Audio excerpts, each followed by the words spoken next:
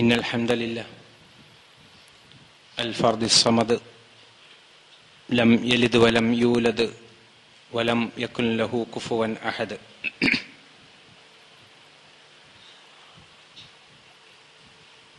نحمد الله ونستعينه ونؤمن به ونتوكل عليه ونعوذ بالله من شرور أنفسنا ومن سيئات أعمالنا من يهده الله فلا مضل له ومن يضلل فلا هادي له وأشهد أن لا إله إلا الله وحده لا شريك له وأشهد أن محمدا عبده ورسوله أرسله بالهدى ودين الحق ليظهره على الدين كله وكفى بالله شهيدا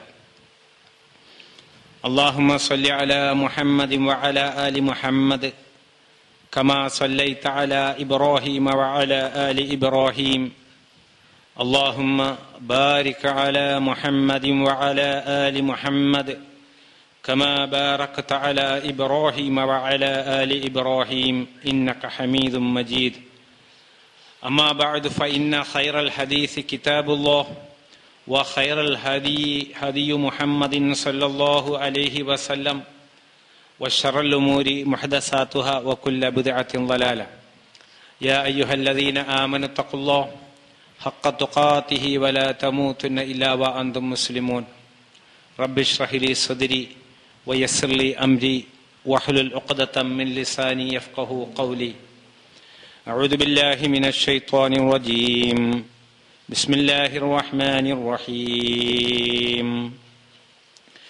محمد رسول الله والذين معه أشداء على الكفار رحماء بينهم تراهم ركعا سجدا يبتغون فضلا من الله ورضوانا سيماهم في وجوههم من أثر السجود ذلك مثلهم في التوراة ومثلهم في الإنجيل كزرع أخرج شطأه فآزره فاستغلظ فاستوى على سوقه يعجب الزراع ليغيظ بهم الكفار وعد الله الذين آمنوا وعملوا الصالحات منهم مغفرة وأجرا عظيما ബഹുമാന്യരായ സഹോദരന്മാരെ സഹോദരിമാരെ, കാരുണ്യവാനായ അള്ളാഹുവിൻ്റെ ഉപദേശങ്ങൾ ജീവിതത്തിൽ പരമാവധി ഉൾക്കൊള്ളുകയും അള്ളാഹുവിൻ്റെ പ്രിയപ്പെട്ടവരായി തീരുവാൻ പരമാവധി പരിശ്രമം നടത്തുകയും ചെയ്യണമെന്ന് ആദ്യമായി വസിയത്ത് ചെയ്യുകയാണ്.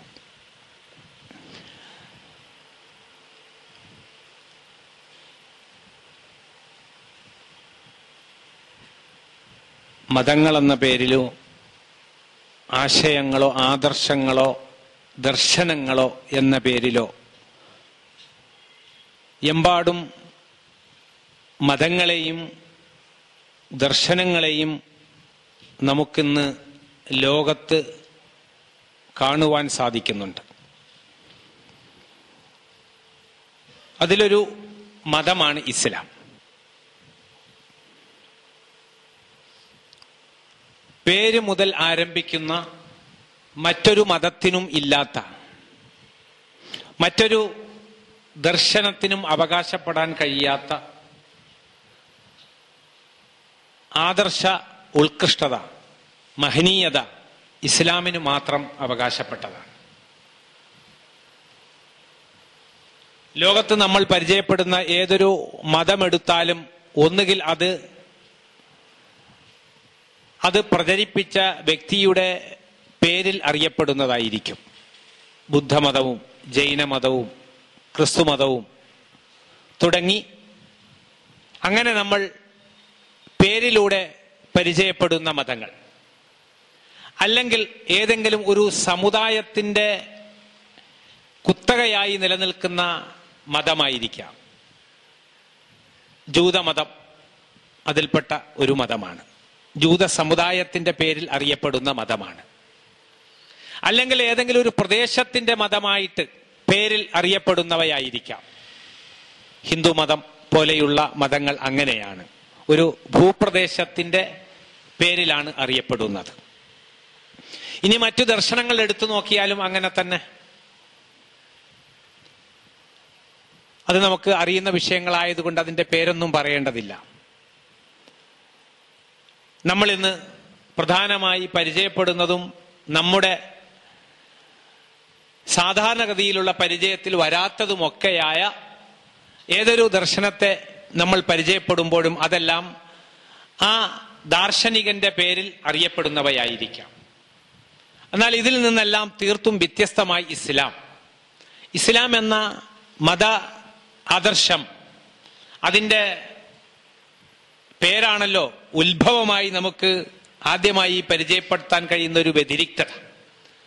അതൊരു വ്യക്തിയുടെ പേരുമായി ബന്ധപ്പെട്ടതല്ല, ഒരു സമുദായത്തിൻ്റെതല്ല, ഒരു ഭൂപ്രദേശത്തെ പ്രതിനിധാനം ചെയ്യുന്നതല്ല. അതിലുപരി ഒരു വലിയ ആദർശത്തിന്റെ പേരിലാണ് അതറിയപ്പെടുന്നത്. ഇസ്ലാം, അസ്ലമ എന്ന പദധാതുവിൽ നിന്ന് അതിൻ്റെ നാമരൂപമായി ഉരുത്തിരിഞ്ഞതാണ് ഇസ്ലാം. അസ്ലമ എന്ന് പറഞ്ഞാൽ എല്ലാ അർത്ഥത്തിലും സൃഷ്ടാവിന് വിധേയനായി ജീവിക്കുക, അല്ലെങ്കിൽ വിധേയനാവുക. അങ്ങനെ വിധേയമാകുന്ന ആദർശത്തിന്റെ പേരാണ് ഇസ്ലാം. സൃഷ്ടാവിന് വിധേയമായി ജീവിക്കൽ.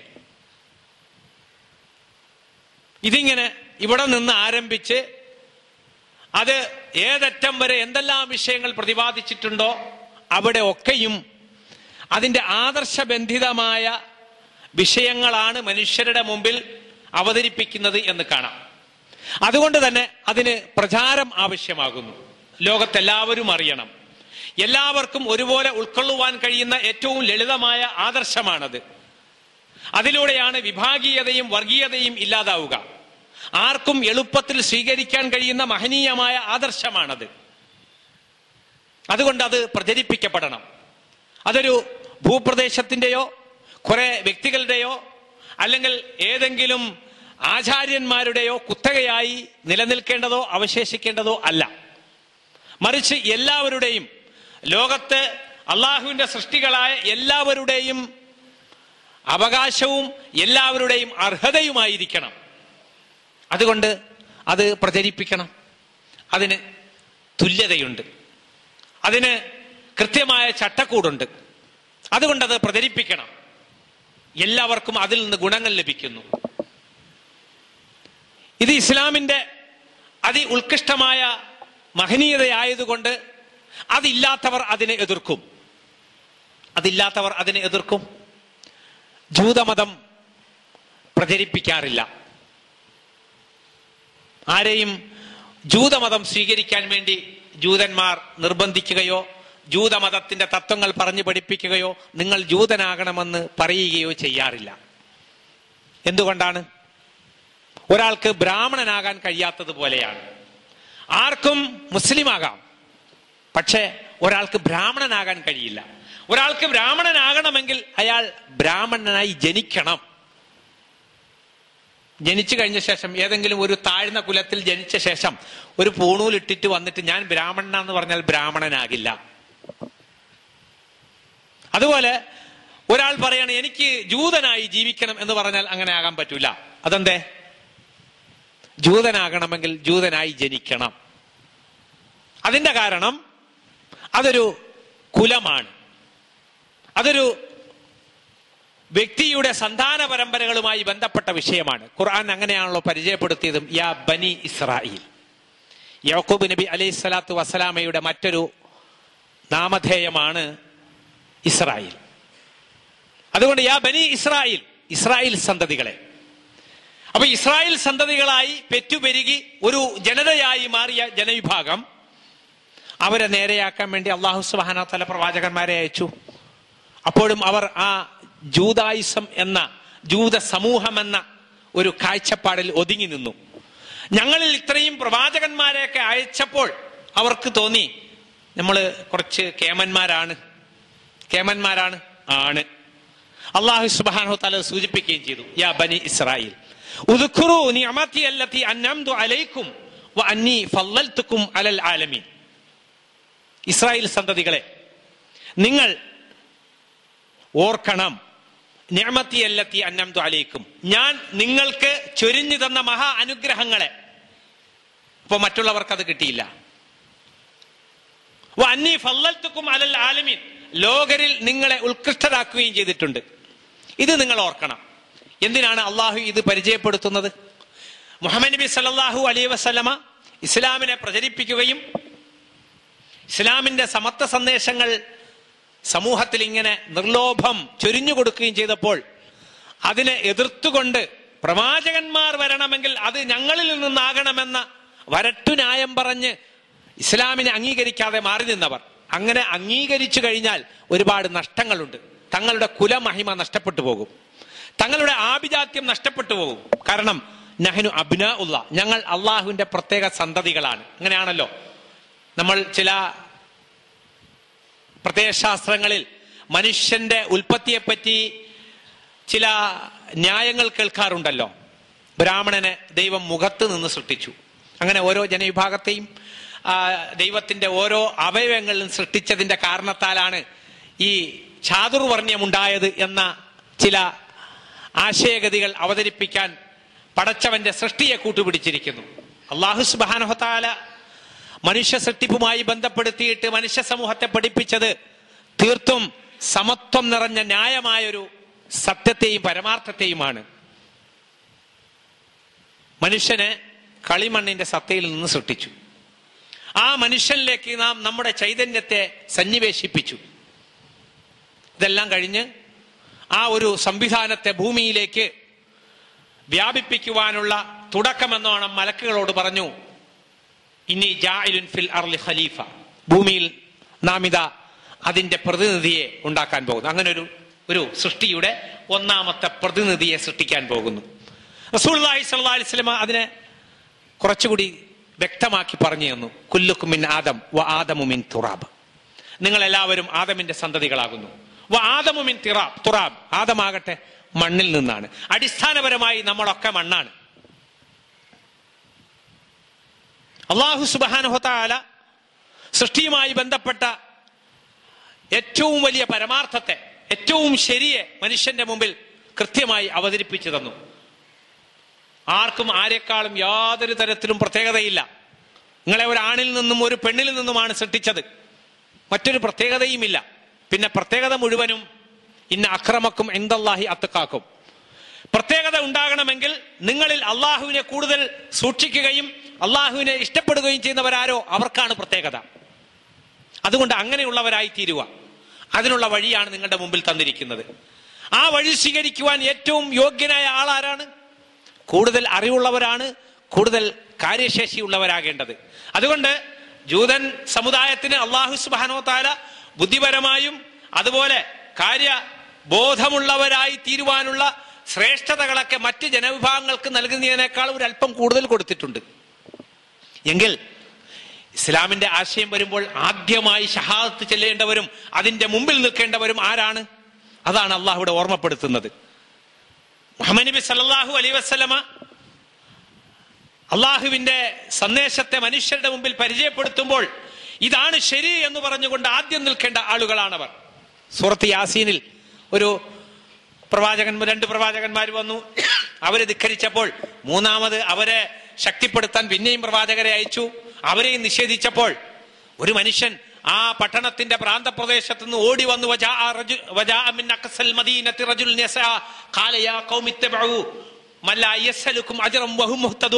ഒരു ന്യായം അവരുടെ മുമ്പിൽ അവതരിപ്പിച്ചു കൊടുക്കുകയാണ്. ഇവർ പ്രവാചകന്മാരാണ് എന്ന് ഉറപ്പാണ്. ഇതിന് അദ്ദേഹം ബുദ്ധിപരമായൊരു ന്യായം പറഞ്ഞു. എന്താണ്? ഒരാളെ പിൻപറ്റണമെങ്കിൽ അയാൾ സത്യത്തിലാണെന്ന് ബോധ്യപ്പെടുവാൻ ഏറ്റവും നല്ല വഴി കാശ് ചോദിക്കാതെ നിങ്ങളോട് സന്മാർഗം പറയുക എന്നുള്ളതാണ്. സംഭാവന വേണ്ട. വത്തബിഉ, നിങ്ങൾ പിൻപറ്റുക. മല്ല യസ്അലുക്കും അജ്റൻ വഹും മുഹ്തദുൻ, നിങ്ങളോട് ഇതിന്റെ പേരിൽ പ്രതിഫലം ചോദിക്കാത്ത ആളുകളെ പിൻപറ്റുക. അതിന്റെ പേരിൽ യാതൊരു തരത്തിലുമുള്ള പ്രതിഫല ചോദ്യമോ അല്ലെങ്കിൽ അതിന്റെ പേരിൽ എന്തെങ്കിലും ഒരു ലാഭക്കൊതിയോ വെച്ചുകൊണ്ടല്ലാതെ പറയുകയാണ് എങ്കിൽ നിങ്ങൾക്ക് അവരെ പിൻപറ്റാം. ബഹും മുഹ്തദൂൻ, അവർ സന്മാർഗം പ്രാപിച്ചവരായിരിക്കും. അപ്പോ അദ്ദേഹത്തിന് ആ കാര്യത്തെ കൂടുതൽ മനസ്സിലാക്കുവാനുള്ള പ്രാപ്തി ലഭിച്ചത് അദ്ദേഹത്തിന്റെ ഒരു ചിന്തയും അറിവുമാണ്. കൂടുതൽ കാര്യശേഷിയും ആലോചനാശേഷിയും ഉള്ളവരായിട്ട് അള്ളാഹു ജൂതന്മാരെ സൃഷ്ടിച്ചിരിക്കുന്നു. എങ്കിൽ ഇസ്ലാമിന്റെ സന്ദേശത്തെ ആദ്യമായി അതിന്റെ ന്യായങ്ങൾ മനസ്സിലാക്കിയിട്ട് സ്വീകരിക്കുവാൻ പ്രാപ്തരാകേണ്ടത് അവരാണ്. അവർ മാറി നിന്നപ്പോൾ, കുതന്ത്രങ്ങൾ പറഞ്ഞുകൊണ്ട് മാറി നിന്നപ്പോൾ അള്ളാഹ് അവരോട് ഓർമ്മപ്പെടുത്തി, യാ ബനി ഇസ്രായീൽ ഉദ്കുറു നിഅമതി അല്ലതി അൻഅംതു അലൈക്കും വഅന്നി ഫളൽതുകും അലൽ ആലമീൻ. നിങ്ങളെയാണ് ലോകരിൽ ഉത്കൃഷ്ടരാക്കിയത്. നിങ്ങൾക്ക് ഒരുപാട് സവിശേഷതകളും അനുഗ്രഹങ്ങളും പ്രത്യേകമായി നൽകിയിട്ടുണ്ട്. അതുകൊണ്ട് നിങ്ങൾ അത് വിസ്മരിക്കരുത്. അത് ഓർമ്മിച്ചുകൊണ്ട് നിങ്ങൾ സത്യത്തിന്റെ പക്ഷത്തു നിൽക്കണം എന്ന ഓർമ്മപ്പെടുത്തലാണ് അല്ലാഹു സുബ്ഹാനഹു വ തആല നൽകുന്നത്. എന്നിട്ട് ഒരുപാട് വിഷയങ്ങൾ ഖുർആൻ സൂചിപ്പിക്കുന്നുണ്ട്. അതുണ്ട് എന്നുള്ള കാര്യം ഉറപ്പാണ്. പക്ഷേ അത് നന്മയ്ക്ക് വേണ്ടി ഉപയോഗപ്പെടുത്തിയില്ല. അതിന്റെ എതിർപക്ഷത്തേക്ക് അവർ കൂടുതൽ ഉപയോഗപ്പെടുത്തി എന്നുള്ളതാണ് ഇന്ന് നമ്മൾ കാണുന്ന ഏറ്റവും വലിയൊരു വിരോധാഭാസം. അതങ്ങനെ തന്നെ ആയിരിക്കണമല്ലോ. വിശുദ്ധ ഖുർആൻ സൂറത്ത് ഫാത്തിഹ അവസാനിക്കുന്നത് പ്രവാചകന്മാരുടെ മാർഗമാണ് ഹിദായത്തിന്റെ മാർഗം, അവരെ റോൾ മോഡലായി സ്വീകരിക്കണമെന്നതിന് പുറകെ പറയുന്നത് ഗൈരിൽ മഗ്ലൂബി അലൈഹിം വലദ്ദാലിൻ, കോപത്തിന് വിധേയമാവുകയോ പിഴച്ചു പോവുകയോ ചെയ്തവരുടെ മാർഗത്തിലൂടെ അല്ല. കേമന്മാരാണെന്ന് തോന്നിയിട്ട് അവരുടെ പിന്നാലെ പോകുന്നൊരവസ്ഥ ഉണ്ടാകരുത്. ഗൈരിൽ മഗ്ലൂബാകരുത്, കോപത്തിന് വിധേയമായ വിഭാഗമാകരുത്.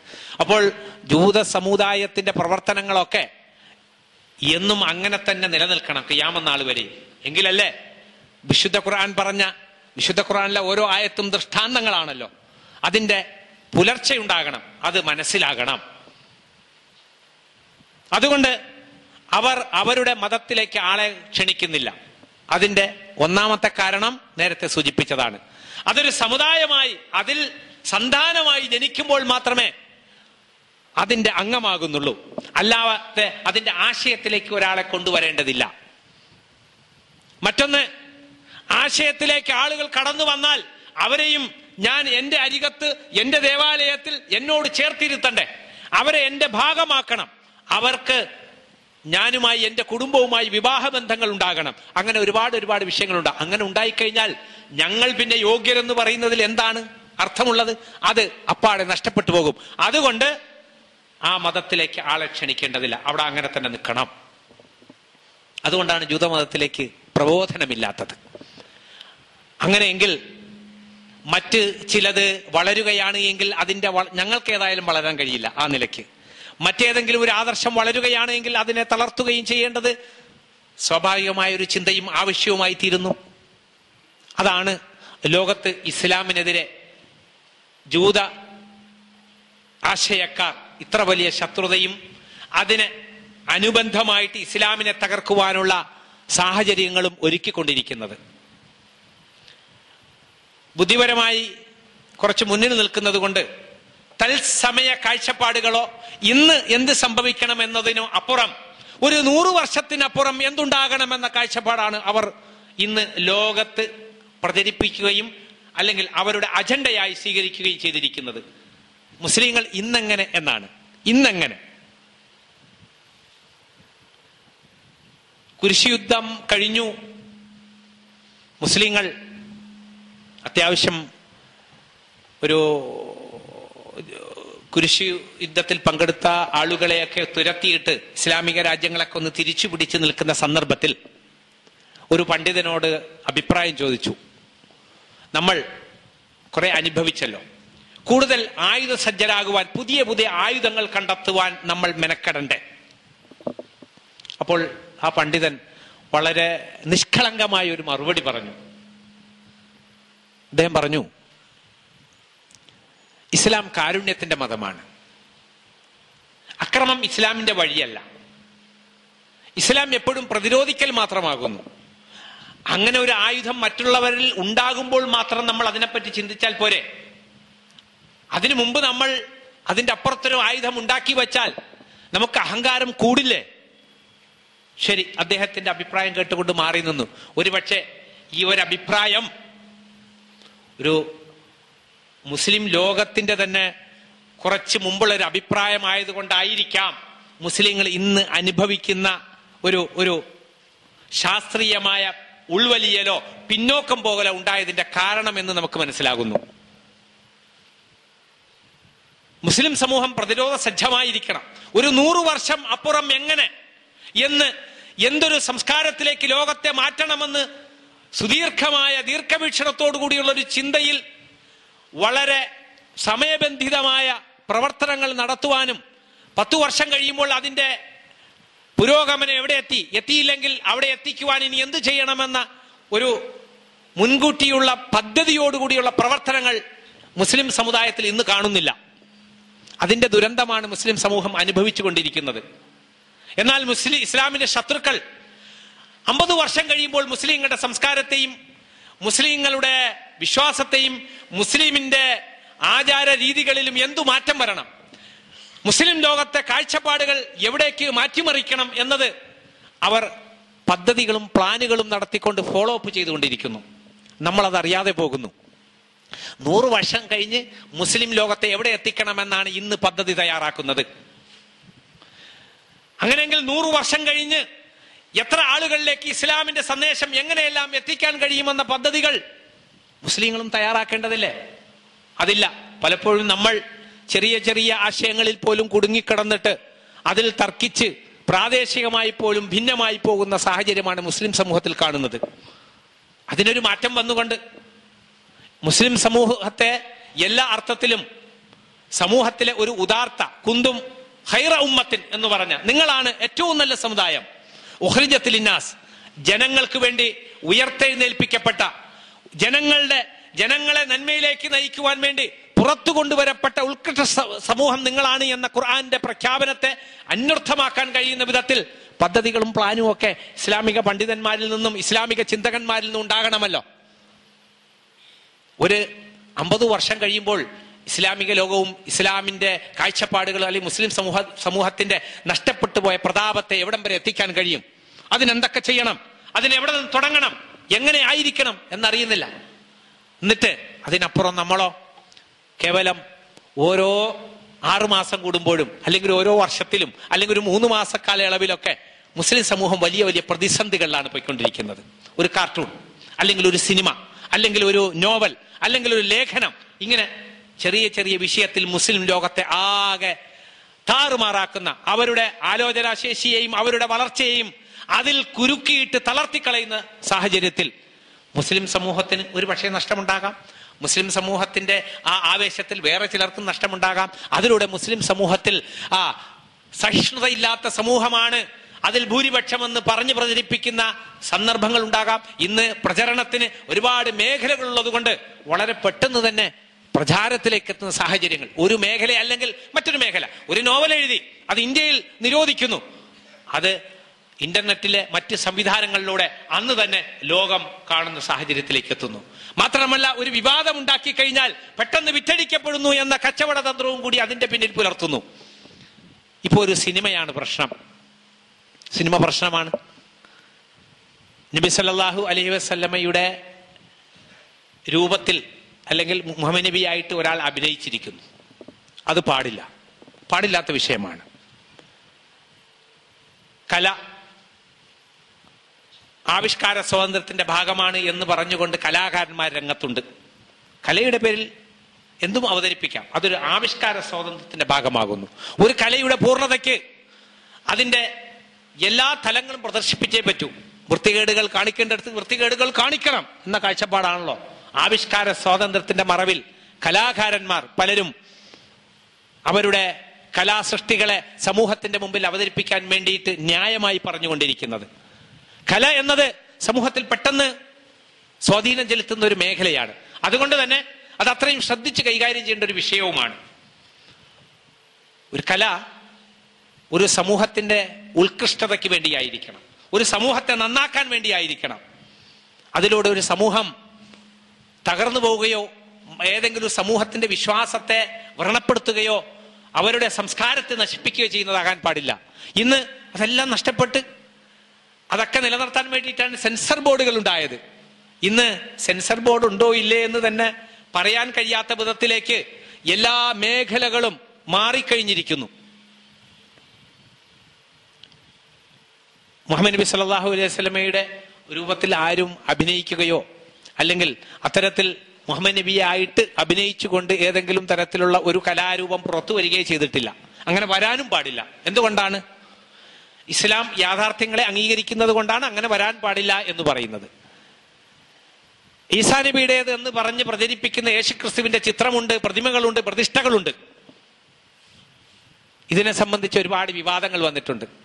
ഇന്ന് യേശുക്രിസ്തുവിന്റെ രൂപത്തിൽ കാണുന്ന പ്രതിമകളൊക്കെയും സെമിറ്റിക് യേശുക്രിസ്തു അല്ല എന്ന് പറഞ്ഞാൽ, സെമിറ്റിക് എന്ന് പറഞ്ഞാൽ നമ്മുടെ അറേബ്യൻ ലോകവും ഒക്കെ ആയിട്ട് ബന്ധപ്പെട്ട് നിൽക്കുന്ന ഇന്നത്തെ മിഡിൽ ഈസ്റ്റ് എന്നൊക്കെ പറയുന്ന ആ മേഖല, ഈസാ നബി ജീവിച്ച ആ ഭൂപ്രദേശവുമായി ബന്ധപ്പെട്ട ഭാഗം, അങ്ങനെ ആ പ്രദേശത്ത് ജീവിച്ച ഒരു ഈസാ നബി അല്ല. പിന്നെയോ അതൊരു യൂറോപ്യൻ ഈസാ നബിയാണ്. എന്ന് പറഞ്ഞാൽ യൂറോപ്പിലേക്ക്, റോമിലേക്ക് ക്രിസ്തു മതം വന്ന ശേഷം അതിലൂടെ കടന്നു വന്നതാണല്ലോ പ്രതിഷ്ഠ. ഈസാ നബിയുടെ ചിത്രവും ഈസാ നബിയുടെ രൂപവും ഒക്കെ പ്രതിഷ്ഠിക്കുന്ന രൂപക്കൂടുകൾ പ്രത്യക്ഷപ്പെടുന്നത് അവിടെ നിന്നാണ്. അത് ഒരു യൂറോപ്യൻ ഈസാ നബിയാണ്, ഒറിജിനൽ അല്ല. മാത്രമല്ല ഇന്ന് ഈസാ നബി എന്ന് കേൾക്കുമ്പോൾ നമ്മുടെ മനസ്സിൽ തന്നെ ഒരു ചിത്രമുണ്ട്. ഈസാ നബി എന്ന് കേൾക്കുമ്പോൾ നമ്മുടെ മനസ്സിലില്ലേ ഒരു ചിത്രം ഉണ്ട്? എന്താ കാരണം? നമ്മൾ ഈസാ നബിയെ കണ്ടുപോയിരിക്കുന്നു. എപ്പോ കണ്ടു? രൂപക്കൂട്ടിൽ കണ്ടു, അല്ലെങ്കിൽ ചിത്രങ്ങളിൽ കണ്ടു, വേറെ ചില കലണ്ടറുകളിൽ കണ്ടു, പല സ്ഥലത്ത് നമ്മൾ കണ്ടു. അതുകൊണ്ട് ഈസാ നബി എന്ന് കേൾക്കുമ്പോൾ നമ്മുടെ മനസ്സിലൊക്കെ ഈസാ നബി ഉണ്ട്. അതാണോ ഈസാ നബി? അല്ല. ഒരു ആചാര്യൻ ദൈവത്തെപ്പറ്റി പഠിപ്പിക്കുന്ന കൂട്ടത്തിൽ TV-യിൽ അദ്ദേഹം ഇങ്ങനെ ദൈവത്തെപ്പറ്റി പറയുകയാണ്. അക്കൂട്ടത്തിൽ അദ്ദേഹം ഒരു തമാശ പറഞ്ഞു. ഒരു ക്ഷേത്രത്തിൽ ഒരു വൃദ്ധയായ സ്ത്രീ ഇങ്ങനെ നിന്ന് ആ ക്ഷേത്രത്തിലെ പ്രതിഷ്ഠയുടെ മുമ്പിൽ ഇങ്ങനെ കൈകൂപ്പി നിൽക്കുമ്പോൾ, കൈകൂപ്പി ഇങ്ങനെ കണ്ണുമടച്ച് നിന്നിട്ട് അവരിങ്ങനെ ഇടയ്ക്ക് ഛേ ഛേ എന്ന് പറയുന്നു. അപ്പൊ ഇത് കഴിഞ്ഞിട്ട് ഒരാൾ ചോദിച്ചു, എന്തേ നിങ്ങളിങ്ങനെ ദൈവത്തിന്റെ മുമ്പിൽ ഇങ്ങനെ കൈകൂപ്പി നിന്നിട്ട് ഛേ ഛേ എന്നാക്കുന്നത്? അപ്പൊ അവർ പറഞ്ഞു, ഞാനിങ്ങനെ കണ്ണുമടച്ച് ദൈവത്തെ മനസ്സിൽ ധ്യാനിച്ച് നിൽക്കുമ്പോൾ എൻ്റെ മനസ്സിൽ അവന്റെ രൂപമാണ് വരുന്നത്. എന്ന് പറഞ്ഞാൽ ആ ദൈവമായി അഭിനയിച്ച ഒരു സീരിയൽ ഉണ്ടായിരുന്നു. ആ സീരിയൽ ഈ അമ്മൂമ്മ കണ്ടിരിക്കുന്നു. അപ്പൊ അവരുടെ മനസ്സിൽ എന്തായി? അത് കണ്ടതോടുകൂടി അത് എന്തായി മാറി? ആ ദൈവമായി പ്രതിഷ്ഠിക്കപ്പെട്ടു. അപ്പോൾ എന്തെങ്കിലും ഒന്ന് കണ്ടാൽ അതായി മാറുന്നു.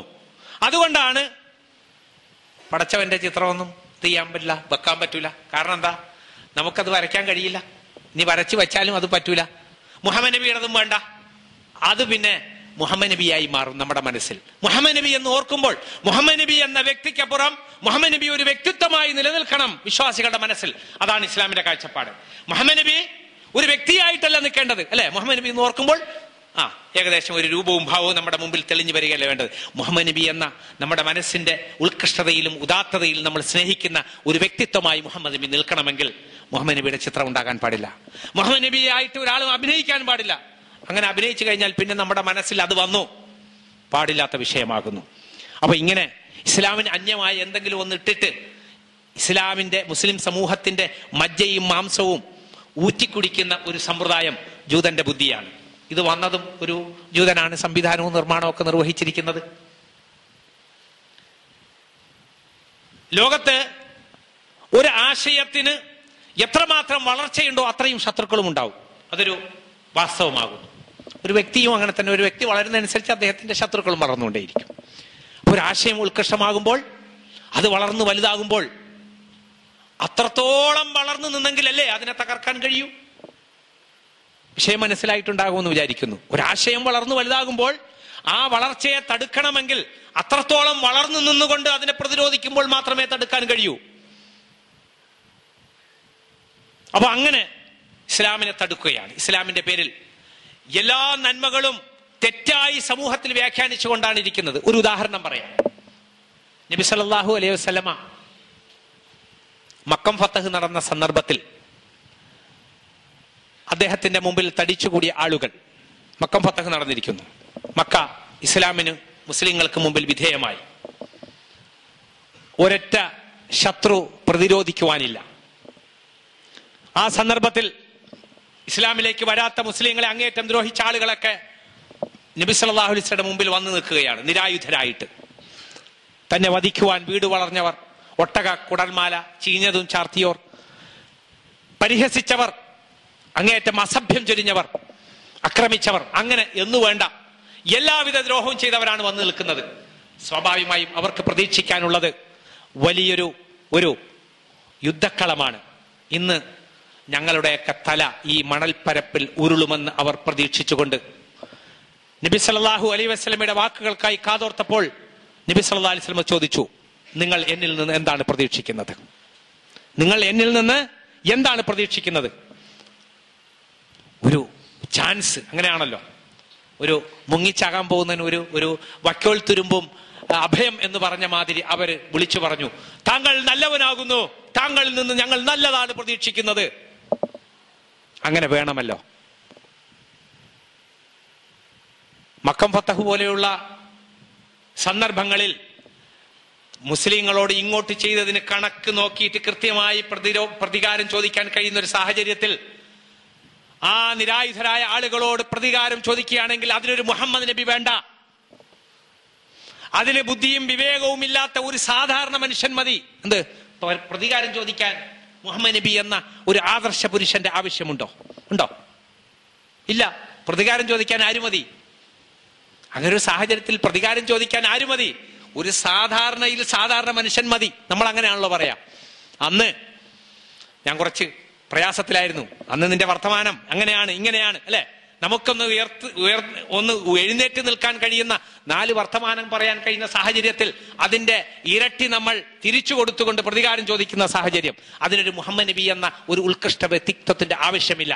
പിന്നെയോ മുഹമ്മദ് നബി സല്ലല്ലാഹു അലൈഹി വസല്ലമ ഈ ലോകത്തിന്റെ ഏറ്റവും വലിയ ഉദാത്ത മാതൃകയാണ്. അതുകൊണ്ട് തന്നെ റസൂലുള്ളാഹി സ്വല്ലല്ലാഹു അലൈഹി വസല്ലമ പറഞ്ഞു, അങ്ങനെ തന്നെയാണ്. അവരിങ്ങനെ അടക്കം പറഞ്ഞു, ഹാദാ യൗമുൽ മൽഹമ, ഇന്ന് ഒരു മാംസത്തിന്റെ ദിവസമാണ് എന്ന് പറഞ്ഞാൽ നമ്മുടെ ശരീരമൊക്കെ ഇങ്ങനെ മണലിൽ കിടന്ന് ഉരുളുന്ന മാംസങ്ങൾ അങ്ങനെ തട്ടിമറിച്ചിട്ടുകൊണ്ട് ആളുകൾ പരക്കം പായുന്ന ഒരു ദിവസമായിരിക്കും എന്നടക്കം പറഞ്ഞതിന് പകരമായി റസൂലുള്ളാഹി സ്വല്ലല്ലാഹു അലൈഹി വസല്ലം പറഞ്ഞു, അല്ല, ഹാദാ യൗമുൽ മർഹമ, ഇന്ന് സ്നേഹത്തിന്റെ സുദിനമാണ്, കാരുണ്യത്തിന്റെ സുദിനമാണ് എന്ന് റസൂലുള്ളാഹി സ്വല്ലല്ലാഹു അലൈഹി വസല്ലം പറഞ്ഞു. ഇദ്ഹബൂ, നിങ്ങൾക്ക് പോകാം, അന്തും മുത്തലഖാ, നിങ്ങൾ നിർഭയരാണ്, നിങ്ങൾ സ്വതന്ത്രരാണ്. അവിടെ ഇസ്ലാം എന്ന ആദർശം പോലും അടിച്ചേൽപ്പിച്ചില്ല. പൊയ്ക്കോളൂ, വെറുതെ വിട്ടു. ഇങ്ങനൊരു സാഹചര്യം നമ്മുടെ മനസ്സിൽ അവിടെ നിൽക്കട്ടെ. ഇനി നമ്മൾ സലാഹുദ്ദീൻ അയ്യൂബിയിലേക്ക് ഒരു 2, 3, 4 നൂറ്റാണ്ടുകൾക്ക് അപ്പുറത്തേക്ക് ഒന്ന് സഞ്ചരിക്കുകയാണ്. ഇസ്ലാമിക ലോകത്തേക്ക് കുരിശി യോദ്ധാക്കളുടെ അതിപ്രസരവും കടന്നുകയറ്റവും ഉണ്ടായി. ബൈത്തുൽ മഖ്ദിസ് എന്ന ഇസ്ലാമിന്റെ 3ാമത്തെ തീർത്ഥാടന കേന്ദ്രം അവർ കൈയടക്കി. 100 വർഷക്കാലം ഇനി ഒരിക്കലും മുസ്ലിങ്ങൾക്ക് ഒരു ആധിപത്യം ഉണ്ടാവുകയില്ല എന്ന് മുസ്ലിങ്ങൾ തന്നെ വിചാരിച്ച ഈ നാടിനി ഞങ്ങൾക്ക് തിരിച്ചു പിടിക്കാൻ കഴിയില്ല, മുസ്ലിങ്ങൾക്ക് അവിടെ ഒരു തരത്തിലുള്ള സ്വാതന്ത്ര്യം ഉണ്ടാകുകയില്ല എന്ന് മുസ്ലിങ്ങൾ ഉറച്ചു വിശ്വസിച്ച 1 നൂറ്റാണ്ട് കാലത്തെ അധിനിവേശത്തിൽ നിന്ന് മുസ്ലിങ്ങൾ തീർത്തും പുറന്തള്ളപ്പെട്ട ഒരു സംഭവം. സലാഹുദ്ദീൻ അയ്യൂബി എന്ന ധീരനായ ഒരു യോദ്ധാവിന്റെ കീഴിൽ മുസ്ലിം സമൂഹം ശക്തിയാർജിച്ച് ബൈത്തുൽ മഖ്ദിസ് തിരിച്ചു പിടിച്ചു. അധിനിവേശക്കാരെ തുരത്തിയിട്ട് ആ ഭൂപ്രദേശങ്ങളെല്ലാം ഇസ്ലാമിന്റെ കീഴിലേക്ക് കൊണ്ടുവന്ന സാഹചര്യത്തിൽ ഇതുപോലൊരു സന്ദർഭമുണ്ടായി. അവിടെ കുടിയേറ്റം നടത്തിയ, അധിനിവേശം നടത്തിയ ക്രിസ്തീയരായ ആളുകൾ സലാഹുദ്ദീൻ അയ്യൂബിയുടെ മുമ്പിൽ ഹാജരാക്കപ്പെട്ടു നിരായുധരായിട്ട്.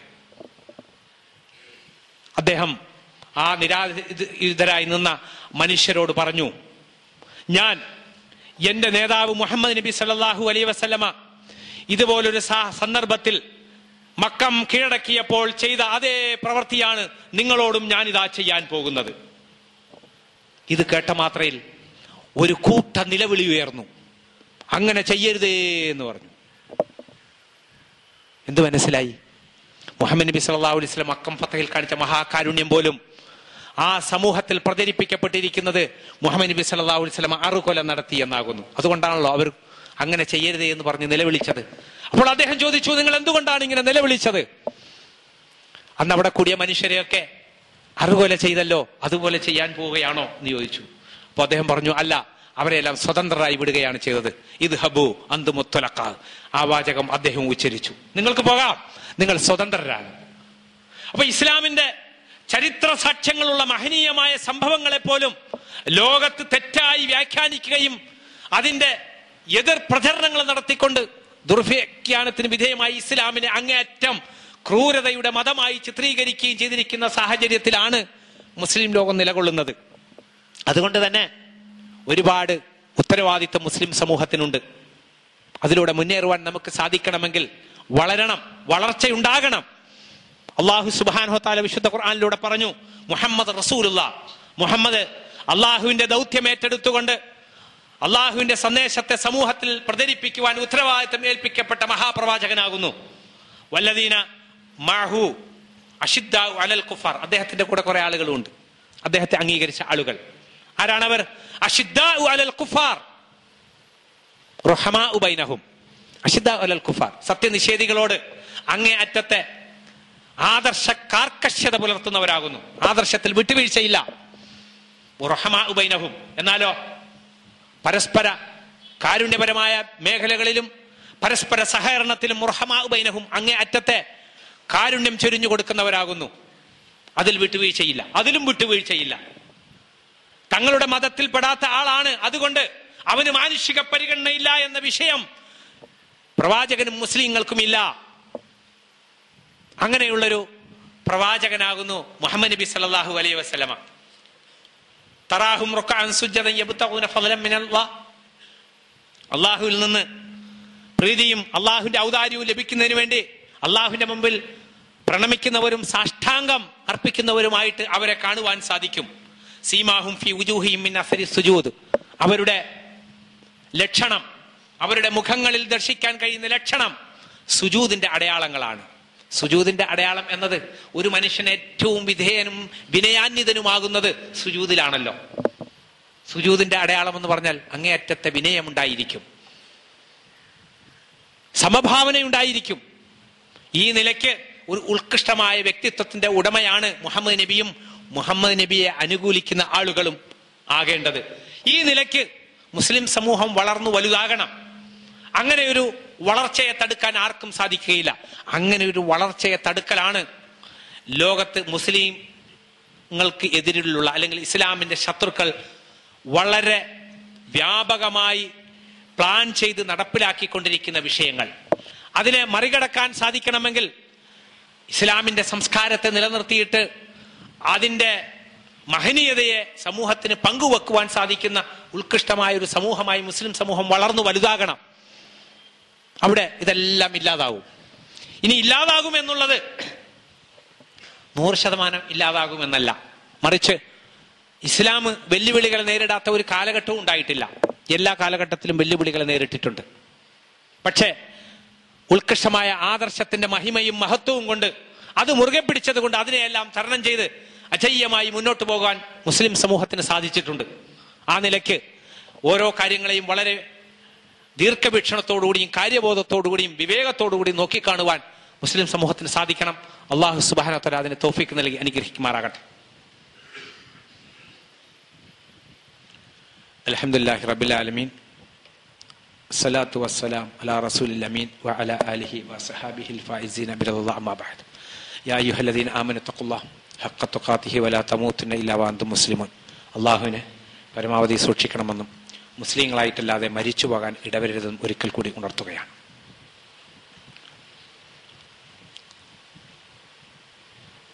ഇസ്ലാം മനുഷ്യരെ പഠിപ്പിക്കുന്ന പ്രധാനപ്പെട്ട തത്വങ്ങളിൽ ഒന്ന്,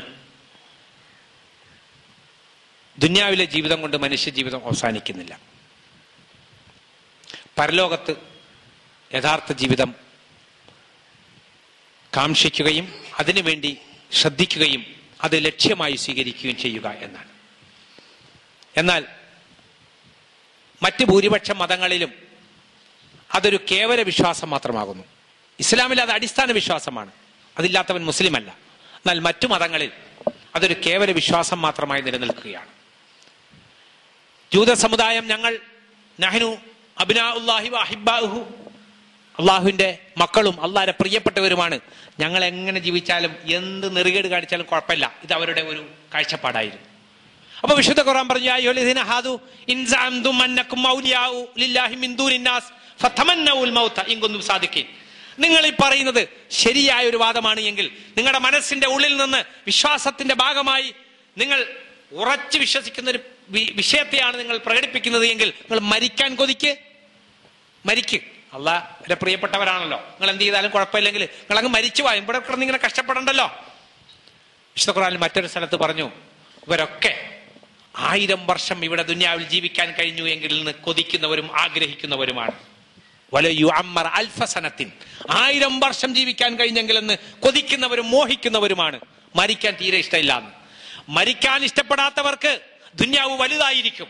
അങ്ങനെ വലുതാകുമ്പോൾ ദുന്യാവിൽ എങ്ങനെയും എന്ത് നെറികേടിലൂടെയും മികച്ചു നിൽക്കലും ജയിച്ചു നിൽക്കലുമാണ് അവരുടെ വിഷയം ഉണ്ടാവുക. അതുകൊണ്ട് ഹക്കും ബാത്തിലും അവിടെ പ്രശ്നമേ അല്ല. എന്നാൽ മുസ്ലിം സമൂഹത്തിൽ ഹക്കും ബാത്തിലും ഉണ്ട്. ഏതൊരു വിഷയത്തെ സംബന്ധിച്ചും ഒരു ഹക്കും ബാത്തിലുമുണ്ട്. അതിലൂടെ മാത്രമേ മുന്നോട്ട് സഞ്ചരിക്കാൻ കഴിയുള്ളൂ. ഈ രൂപത്തിൽ ഒരു പ്രതികാരം ചെയ്യുവാൻ സാധിക്കുമോ? ഈ രൂപത്തിൽ ഇതിനെ ഈ നിലയ്ക്ക് തന്നെ ഒരു ഉരുളക്കുപ്പേരി എന്ന നിലയ്ക്ക് മറ്റൊരു സിനിമ ഉണ്ടാക്കിക്കൊണ്ട് ഇതിന് പ്രതികരിക്കാൻ കഴിയില്ലല്ലോ. ഇല്ല. അപ്പോ വഴികൾ രണ്ടും രണ്ടാകുന്നു, വേറെ വേറെയാണ്.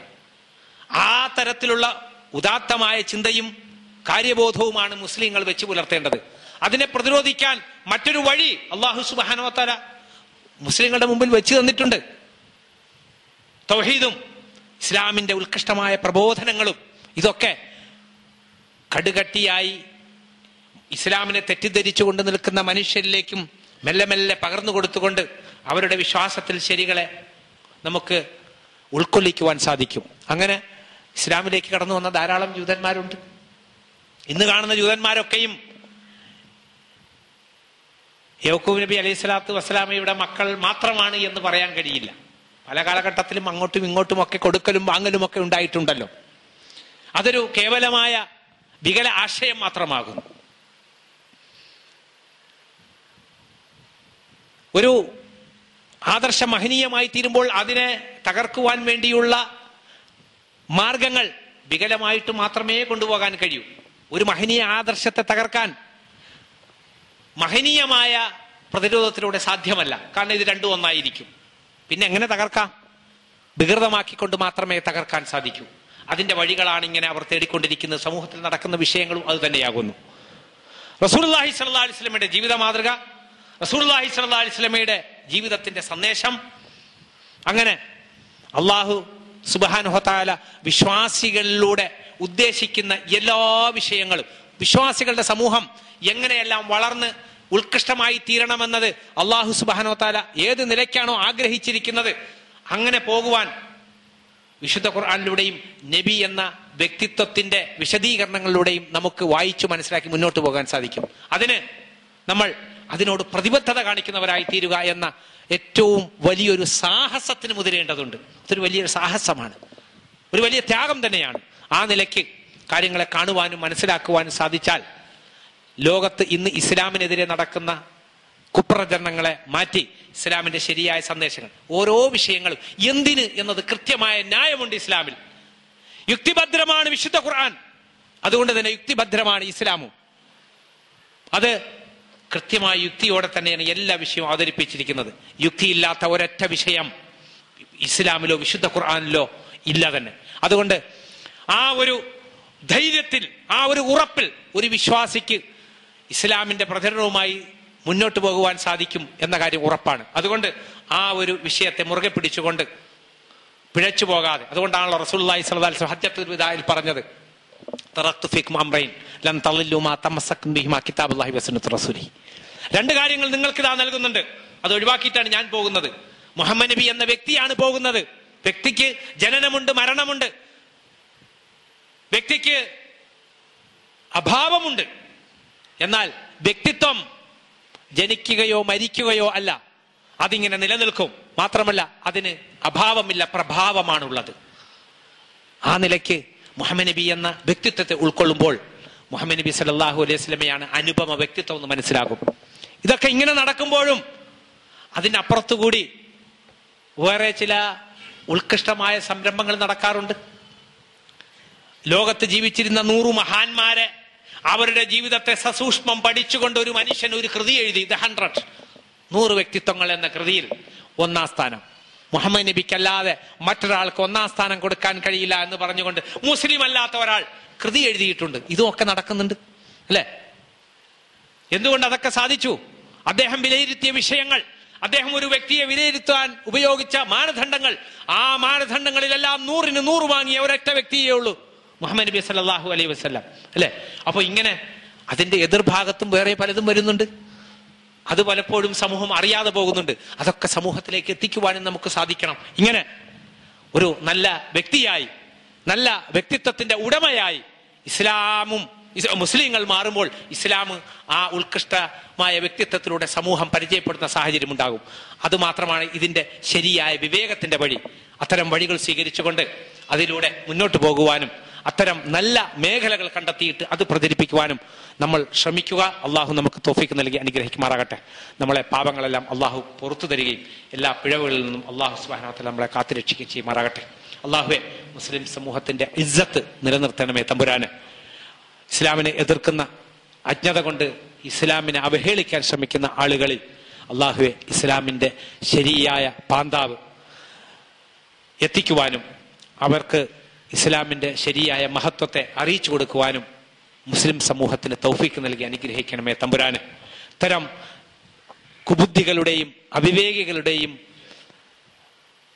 മ്ലേച്ഛമായ പ്രവർത്തനങ്ങളിൽപ്പെട്ട് മുസ്ലിം സമൂഹത്തിന്റെ ഊർജം ചോർന്നു പോകാതെ കാത്തുരക്ഷിക്കണമേ തമ്പുരാന്. ഇത്തരം മ്ലേച്ഛമായ പ്രവർത്തനങ്ങളെ വിവേകത്തോടുകൂടി സമീപിക്കുവാനുള്ള കരുത്തും പക്വതയും മുസ്ലിം ഉമ്മത്തിന് പ്രദാനം ചെയ്യണമേ തമ്പുരാന്. അള്ളാഹുവെ, ഞങ്ങൾ ഇന്ന് രോഗികളായി കഷ്ടപ്പെടുന്ന സഹോദരങ്ങൾക്ക് രോഗശമനം നൽകി അനുഗ്രഹിക്കണമേ തമ്പുരാന്. മാരകമായ രോഗങ്ങളിൽ നിന്ന് ഞങ്ങളെയും ഞങ്ങളുടെ കുടുംബാംഗങ്ങളെയും സദാ കാത്തുരക്ഷിക്കണമേ തമ്പുരാന്. മഹനീയമായ പ്രവർത്തനങ്ങൾ ചെയ്തുകൊണ്ട് അള്ളാഹുവെ ഉത്കൃഷ്ടമായ നന്മയുടെ ആളുകളായി തീരുവാനും മഹാപ്രതിഫലം ലഭിക്കുന്ന സ്വർഗാവകാശികളായി ഞങ്ങളെ നീ ഉയർത്തണമേ തമ്പുരാന്. അള്ളാഹുവെ, ഞങ്ങൾ ഇന്ന് മരണപ്പെട്ടു പോയ മാതാപിതാക്കൾക്കും ബന്ധുക്കൾക്കും കുടുംബാദികൾക്കുമെല്ലാം ഞങ്ങളോട് പ്രാർത്ഥിക്കുവാൻ വസിയത്ത് ചെയ്തവർക്കും മഗ്ഫിറത്ത് നൽകി അനുഗ്രഹിക്കണമേ നാഥ. അവരെയും ഞങ്ങളെയും അനുഗ്രഹീതമായ സ്വർഗത്തിൽ ഒരുമിച്ച് ജീവിക്കുവാനുള്ള അവസരം പ്രദാനം ചെയ്യണമേ തമ്പുരാനെ. اللهم اغفر للمؤمنين والمؤمنات والمسلمين والمسلمات الأحياء منهم والأموات. ربنا لا تزغ قلوبنا بعد إذ هديتنا وهب لنا من لدنك رحمة إنك أنت الوهاب. اللهم أجرنا من النار، اللهم أجرنا من النار، اللهم أجرنا من النار وأدخلنا الجنة يا رب العالمين. وآخر دعوانا أن الحمد لله رب العالمين.